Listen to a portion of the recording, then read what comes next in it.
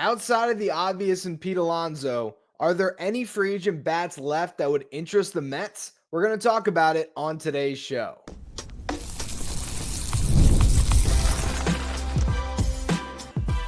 You are Locked On Mets, your daily New York Mets podcast. Part of the Locked On Podcast Network, your team every day. Hello to all you amazing Mets fans. You're watching Locked On Mets, part of the Locked On Podcast Network, your team every day. I'm your host, Ryan Finkelstein. If you want to find any of my work, follow me on X at Finkelstein Ryan. You can also find some of my writing at justbaseball.com, where I work as the managing editor. Today's episode is brought to you by Game Time. Download the Game Time app, create an account, use the code LOCKEDONMLB for $20 off your first purchase. Now, today, the New York Mets introduced their plan B. Jesse Winker talked to the media for about 10 minutes. He was asked about playing first base. He said he'd be open to it. So is that really the answer? Are the Mets done adding bats to this team? On yesterday's show, I talked about the internal options at third base. Which one of those guys has the best chance to grab that starting third base shot, whether it was Brett Beatty, Ronnie, Mauricio, and Luis Angel Acuna? You can go back and listen to it. I think there is obviously a case to be made that for the long-term future of the New York Mets, this presents a exciting opportunity where you get to see what you have in some of your young players and make your determinations on them once and for all. Is Brett Beatty a long-term piece for the New York Mets, or is he somebody you have to move on from? Is Luis Angel Acuna more than just a utility player? Can Ronnie Mauricio get back on the field healthy and make a big league impact? You can make that case, but at the same time, if you are a team that has World Series aspirations, you should be trying to get another bat. So what's left on the market? We are not going to spend much time rehashing the Pete Alonso drama today. We're not. He's obviously out there. He makes the most sense more than anyone else, but we're going to pretend he's signing with Toronto.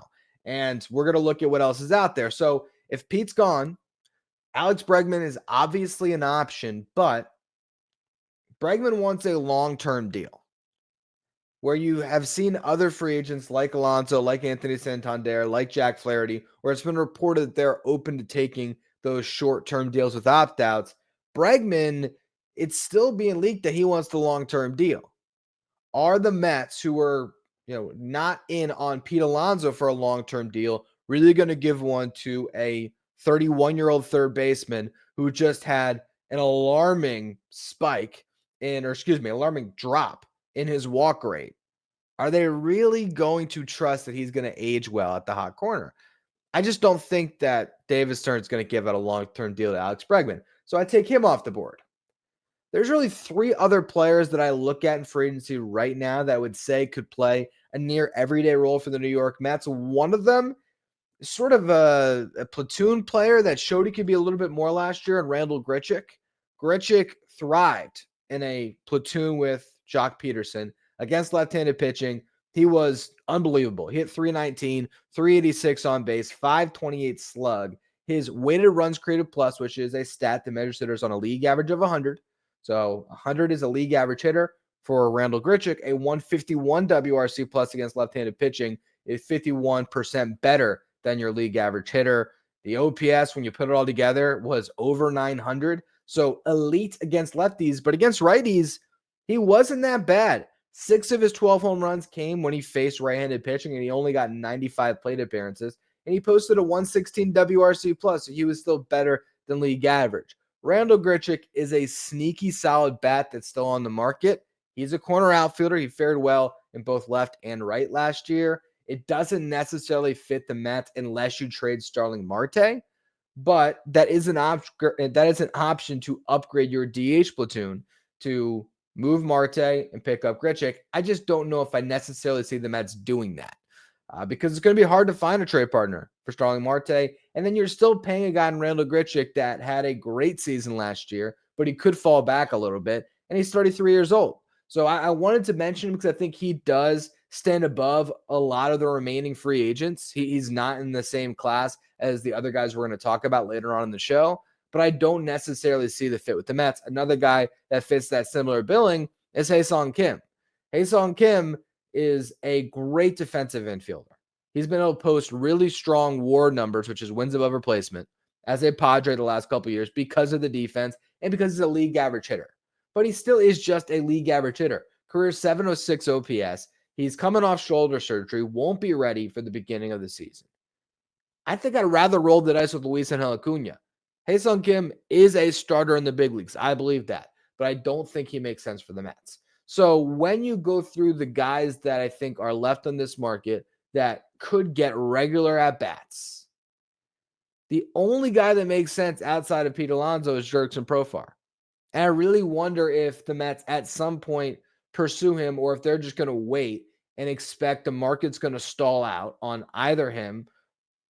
I said I was going to talk about Alonso, but it's hard to avoid him in these talks. But again, I just think that the Mets are in a position right now where they might be just trying to, stay in this patient mode, knowing that a lot of teams aren't spending.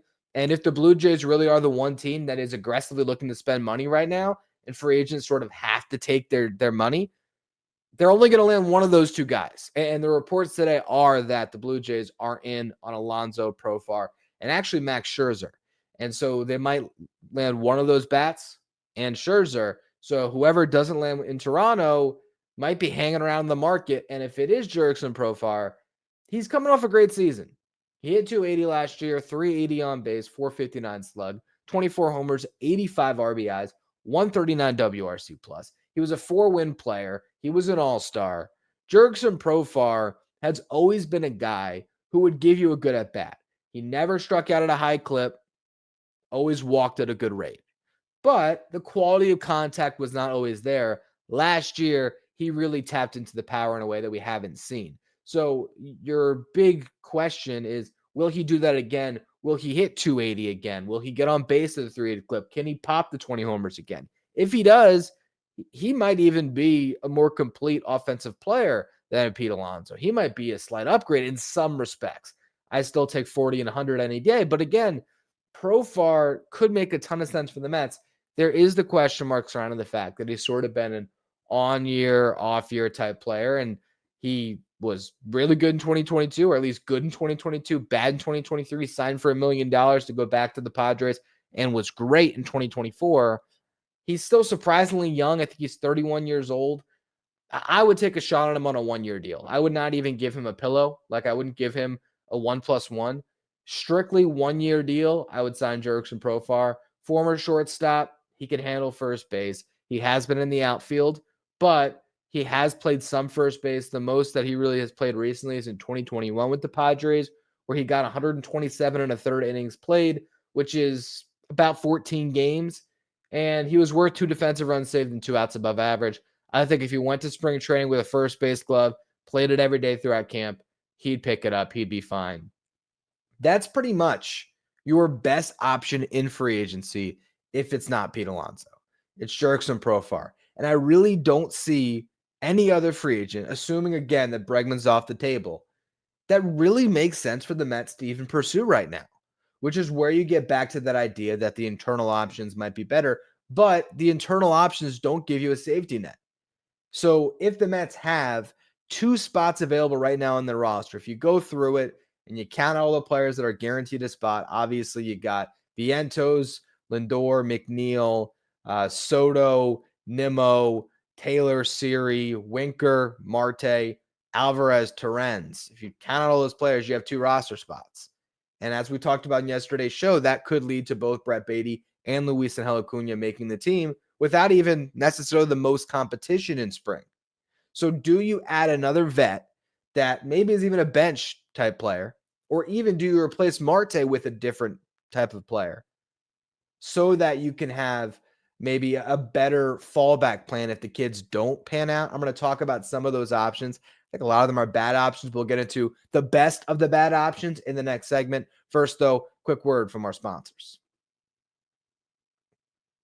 Today's episode is brought to you by Game Time. Game Time. It's the fast and easy way to buy tickets for all the sports, music, comedy, and theater events near you. And Game Time Picks is the feature they have that'll make it easier for you to get tickets for your favorite live events, because Game Time Picks will filter out the fluff and show you only incredible deals on great seats, so you don't have to waste your time searching through thousands of tickets.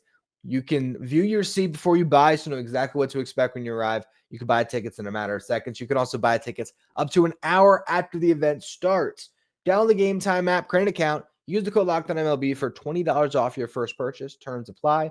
Again, create an account, redeem the code LOCKEDONMLB for $20 off. Download Game Time today. What time is it? It's game time.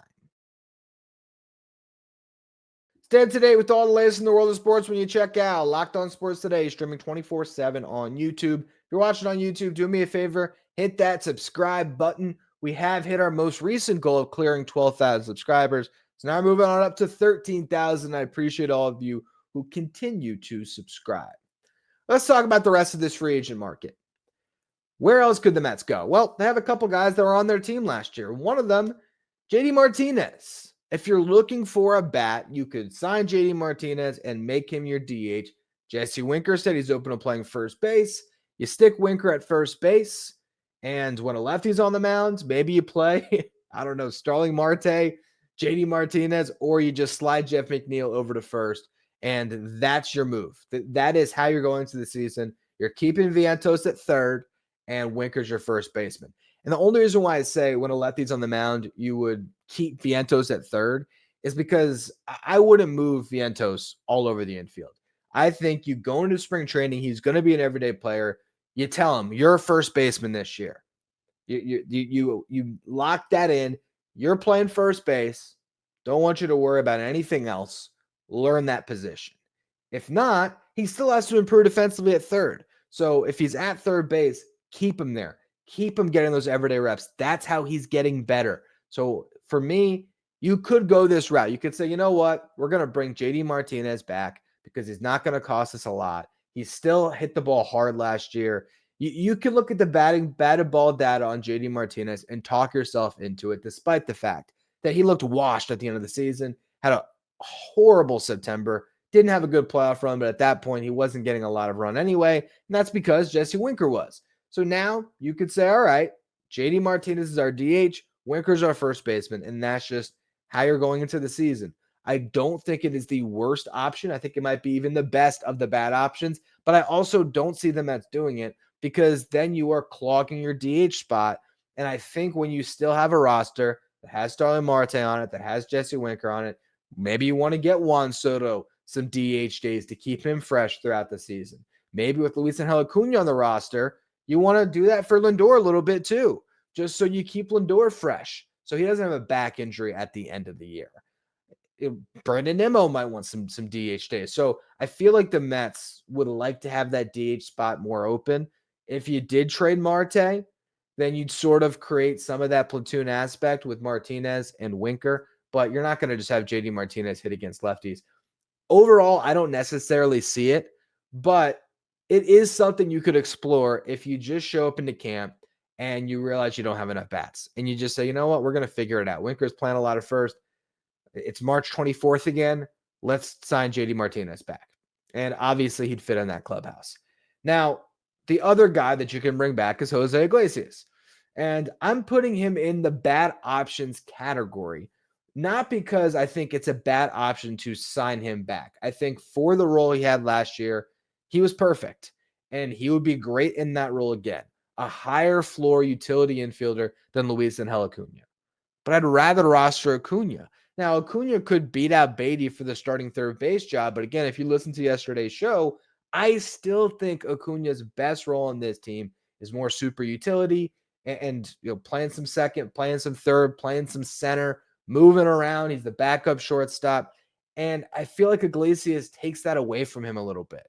It's not an ideal fit, in my opinion, to bring Iglesias back to keep Acuna on the big league roster. Now, again, it could be win now mode. And from what he did in AAA last year, Luisangel Acuna is not above going back to Syracuse. So you could do that. You could say, you know what, we're going to figure it out because at some point, injuries are going to happen.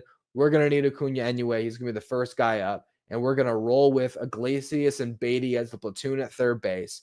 And we're going to have McNeil as our second baseman. Obviously, if Beatty's hitting, you could always have Iglesias spare McNeil a little bit. McNeil might even play some third base this year, honestly, just depending on the roster construction. But Iglesias makes some sense, of course, and he's probably the guy I would say that's most likely to be signed. I could see the Mets at some point just saying, you know what, let's just bring Iglesias back and roll. And that's not the worst thing. I just think that it's not the best signing for Acuna, and I kind of want to see Acuna just hang on the big league roster because I think there's just some upside there that I'd rather watch than another year of Jose Iglesias, where even though he was great and we loved him, is he going to hit 337 again at 35 years old? I shouldn't doubt the guy, but I don't know. Now, let's go through some just really bad options. Anthony Rizzo and Joey Gallo are on the market, as is Ty France, as is Connor Joe, all first basemen. I don't like any of them. If you can get any of them on a minor league deals, okay, I guess I'm in. There's really no bad minor league deals. Paul DeJong is a bad option that I think is worth discussing. Last year, he had 227 with a 276 on base, 427 slug.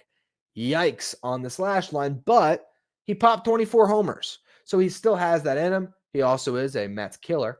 56 RBIs, 95 WRC plus overall. He was about a league average hitter with the White Sox, got traded to the Royals, was below average there. But what was interesting is when he got to the Royals, he ended up playing third base. This is a guy who's primarily been a shortstop. And the Royals have a pretty good shortstop named Bobby Witt Jr. So Paul DeJong started playing primarily at third base. He was very good in a limited sample size at third. 3 defensive runs saved, 6 outs above average in 30 games played and 28 starts at the hot corner. Because of the defense, pretty much alone, because the bat wasn't really there in Kansas City, he was worth 0.7 wins in 37 games overall. And again, 30 of those games are played at third base, 28 of them being starts.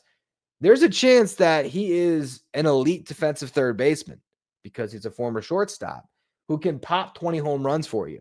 He's not a bad option. With that said, he struck out 32.4% of the time last year. And while I would say in a vacuum, who is a better big leaguer tomorrow, Paul DeJong or Brett Beatty? I'm going to take the experience of Paul DeJong, the fact that he will hit me 20 home runs if he gets that much playing time, and the fact that he's probably going to play really good defense at third over Brett Beatty, just in a vacuum of who's better. But the upside is so much more on Beatty's side here. And ultimately, I am not losing a chance to get one final look at Brett Beatty to know once and for all for Paul DeJong. I'm just not doing it. He's worth mentioning, but no.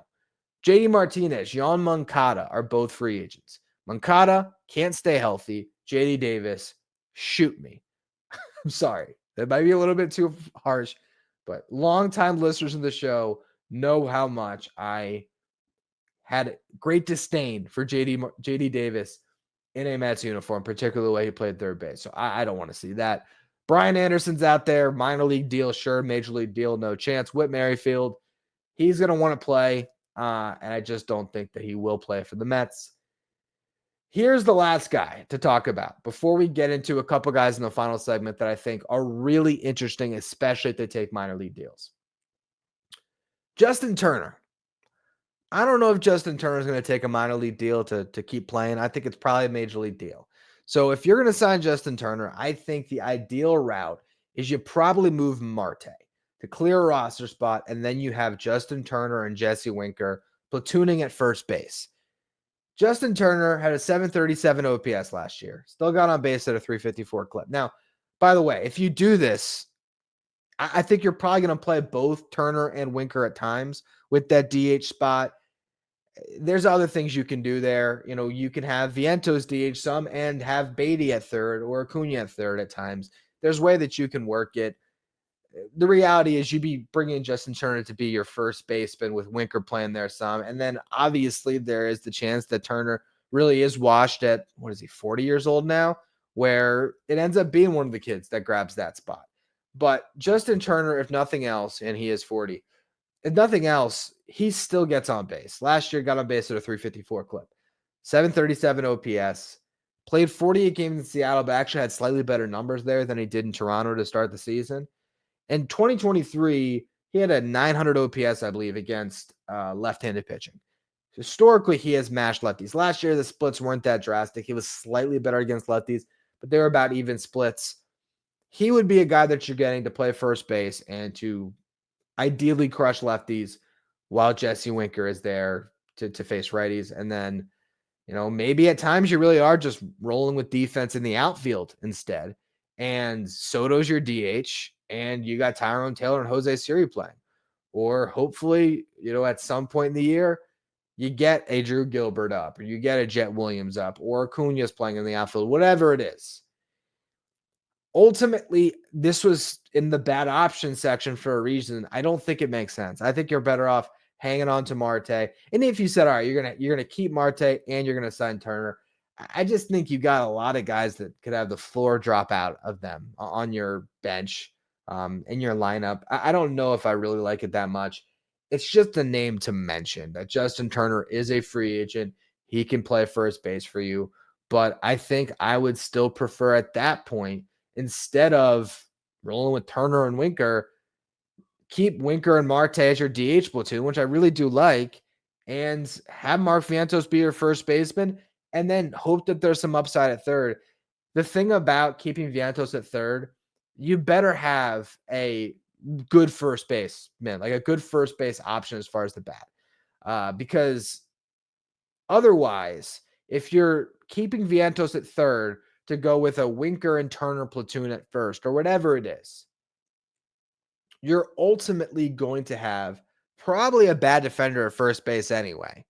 Justin Turner's okay there, but he's going to be 41 at some point this year. And Winker hasn't really played the position much. You're going to be bad in both spots, likely defensively, and the offensive upside's a little bit limited.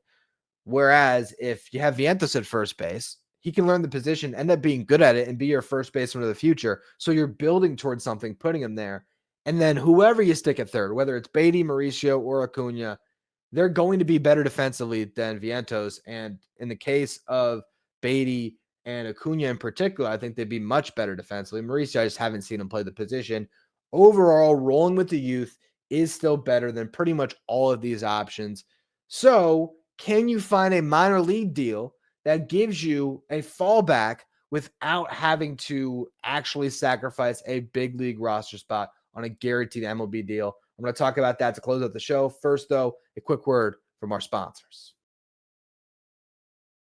Today's episode is also brought to you by Select Quote. In sports, having a winning strategy is everything. It's how the best teams make the Super Bowl, the World Series, and the same goes for life. Having a strategy like life insurance from Select Quote can protect your financial legacy and keep your family's future secure. Select Quote makes it easy to find the perfect life insurance policy. As one of America's leading insurance brokers with nearly 40 years of experience, they've helped over 2 million customers find $700 billion in coverage since 1985.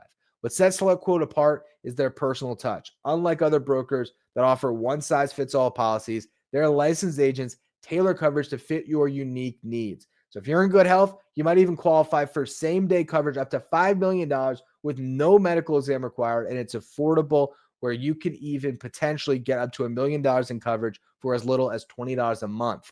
Get the right life insurance for you for less at selectquote.com/lockedon. Go to selectquote.com/lockedon today to get started. That's selectquote.com/lockedon. Select Quote, they shop, you save. If you're an everyday listener to the show, make sure you become a Locked On Mets insider. This is our texting service where you get updates from me anytime news breaks in the match. You can ask me questions anytime. You can also take part in our Locked On Mets sign photo giveaways. If you want to be a Locked On Mets insider, find a link in the episode description. Go to subtext.com/LockedOnMets. All right, so there's two guys who are actually former Mets that would be very interesting on minor league deals, and one that I'd even send a major league deal you can talk me into, and that's bringing back Mark Canha. If you cleared Starling Marte and gave Mark Canha a modest salary but a guaranteed MLB roster spot, your net financials is probably about the same. However much you paid Mark Canha, you could probably get someone to take Starling Marte on for that dollar amount, and then you're basically just flipping those players. Why would I like Canha over Marte? I don't know entirely if I would. If you're just talking about upside, there's more upside in Starling Marte's bat. He showed us that in the playoffs. I mean, Marte was a really good player for the Mets in October. During the season, not as much. And I think that could hold true for this year, where maybe Starling Marte is not available for stretches. But if you get Marte healthy at the right time, he can get hot in a playoff series, collect 7 hits across 7 games, steal some bases, score some runs, and be a difference maker. Mark Canha is much better for the regular season. For one, he's durable. He's going to be out there. He's going to play. Also, he's more versatile. You can play him at third, you can play him at first, you can play him at either corner spot in the outfield. He's not going to give you great defense anywhere. At this point, first base might be his best position, but he's going to give you that versatility. He's a great clubhouse guy. Not that Starling Marte is not, but we know that Mark Canha is just an awesome dude. He'd fit right in there. And you look at what he did last year, the power's gone, but he also played in 2 really hard ballparks to hit. Comerica with the Tigers, then he ends up in San Francisco. In 93 games played with the Tigers, he hit 231, 337 on base, 350 slug, pretty rough 687 OPS. With the Giants, his OPS climbed to 705. The slug dropped to 329, had 0 home runs and 3 doubles in 32 games. But he hit 288, got on base at a 376 clip. Again, Marte has more upside. He's a better platoon partner for Jesse Winker because Marte crushes lefties. And Canha doesn't necessarily do that. Marte steals bases. Canha doesn't do that. But durability, versatility, and an ability to get on base is why you would like Mark Canha back on the New York Mets. Ultimately, though, I wouldn't do it on a big league deal. I don't think I would. To me, I would just roll with the kids. I really would over most of these options. But is Mark Canha going to get a big league deal, and does he want to extend his career? There's a real chance he's going to be left without a big league offer. And so with the relationship the Mets have with Mark Canha, can you guarantee him more money on a minor league deal than he's going to get anywhere else, give him an invite to spring training, and put a handshake agreement in there that, hey, if there's a team that calls about you for a big league opportunity, we're not going to hold you hostage. We're going to send you wherever it is. And I think that Canha checks a lot of boxes. The type of guy the Mets could bring in on a minor league deal, and that would be incredible value. I would love it so much because you know what? He's either going to make the team, and that means that an injury happened or he just had a good camp, whatever it is. Maybe the kids just didn't perform well, and you decide, you know what? Mark Canha and Jesse Winker are going to be our first base platoon, and Starling Marte is going to be our everyday DH because none of these kids are hitting. Who knows? Who knows how it all shakes out, right? The other thing is, if he ends up in Syracuse and he's, just playing out there, he is really good for whoever is in that clubhouse. And there's going to be some young players in that clubhouse that could have a big piece of your future. Drew Gilbert's going to be there. I'd imagine Ryan Mauricio is going to be there at the start of the season because I don't think his knee is going to be quite ready where you throw him into the fire. We talked about that on yesterday's show. Jet Williams, he's probably going to start in Binghamton, I would think. He did finish last year in Syracuse, but that was just to extend his season. I think they probably start him in Binghamton and get him some run there first before they have him come up. But he's going to spend a good portion of his season in AAA likely. So having Mark Canha would be a huge benefit in Syracuse. And I think there will be a point in the season where you'll need him and he'll be great in the clubhouse and he can get on base and he can be versatile for you. So I love the idea of Mark Canha on a minor league deal. I would not be mad at it on a big league deal. Although I would say you're better off with Jose Iglesias than Mark Canha on a big league deal. Now, the other guy that I thought was really interesting to talk about, minor league deal for sure, because he's coming off a horrific season. He was, I have to actually check by WAR, he might have been the worst player in baseball last year. This is legit because he was a -2 WAR player. Awful. So why am I saying signing him? Because again, there is no bad one-year deal. And I'm looking, yes, he was statistically, based on WAR, the worst player in baseball last year. But a former Met, that's Brandon Drury. Brandon Drury was, again, -2 wins by Baseball Reference, -2.1 wins by Fangraphs. He hit 169, got on base at a 242 clip, and slugged at a 228 clip. So why am I even talking about him? Because the 2 years prior, Brandon Drury was a really good player. Hit 26 home runs in 2023, 28 home runs in 2022. He was a 3-win player basically 2 years in a row and was solid at third base amongst other positions in the infield, like second, third base, first base. That's sort of what you're getting with Drury at this point. He's not ancient. He's 32 years old. He had a horrible season, but on a minor league deal, he shows that he still has it. This guy still has something in the tank. I think he might be good for you. Again, only a minor league deal. But if he just flushes 2024, there's 25 home run upside. And that would be a really nice guy to get on a minor league deal. So overall, if we're just looking at what's left for the Mets to do in free agency, obviously potentially signing another reliever is probably top of the board right now for David Stearns of things that he's maybe looking into and could accomplish at any point while he's waiting out the whole Pete Alonso situation. Other than that, Jurickson Profar is the only fallback option in free agency that makes any real sense as far as a guy that could start at first base. Jose Iglesias, you can bring him back for the vibes, the leadership, and to make him your utility infielder and then have the kids compete for one roster spot instead of two. Not a bad option. Not a bad option. I don't even know if it's worth exploring the JD Martinez thing again. I don't think that's happening. And then other than that, I would just say minor league deals. There's not a bad one that you can find. You sign a guy to a minor league deal, it's always a valuable thing if you get an established big leaguer on a minor league deal. But the two guys in particular I would look at is Mark Canha as a guy that obviously would be great in that clubhouse, a great vet, and Drury as a minor league deal that would give you potentially some high upside at third base. That's it, though. I don't really see much in this free agent market. Ultimately, the Mets thought they were going to get Pete Alonso, and they have put themselves in a position where there just is not, outside of Jurickson Profar, a really good fallback option because everybody else found other homes. Christian Walker, Carlos Santana, Paul Goldschmidt, all those guys fell off the board in rapid succession. And now you're pretty much left where the internal options really do look better than a lot of these free agent options that we've talked about today. So if you didn't listen to yesterday's show, go back. Maybe that'll get you fired up a little bit about those guys. Or if you still aren't happy with what the Mets plan B post Alonso is, tomorrow we're going to talk about some trade options. Is Nolan Arenado starting to make some sense? That's probably going to be the one that we spend the most time on because he's the guy that's most likely to be moved. But I'll talk about Carlos Correa. I'll talk about Luis Ariz. Those are the guys who have been floated on the block, and they're all potentially high upside players for the Mets this season. So we're going to talk about all of them tomorrow. If you want to make sure you don't miss that show, if you're listening on the audio side, follow, rate, review, wherever you get your podcasts. If you're watching on YouTube, hit that subscribe button. Help us get closer to 13,000 subscribers. If you want to follow me on social media, you can do so at Finkelstein Ryan. Follow the show, Locked On Mets. Thank you for making Locked On Mets your first listener, your first watch every day. Now for your second watch, head over to YouTube and check out the first ever 24/7 streaming channel that covers everything, the world of sports. We're talking about Locked On Sports today with our local hosts from each team, league-wide hosts from each league. Find Locked On Sports today, streaming 24/7 on YouTube.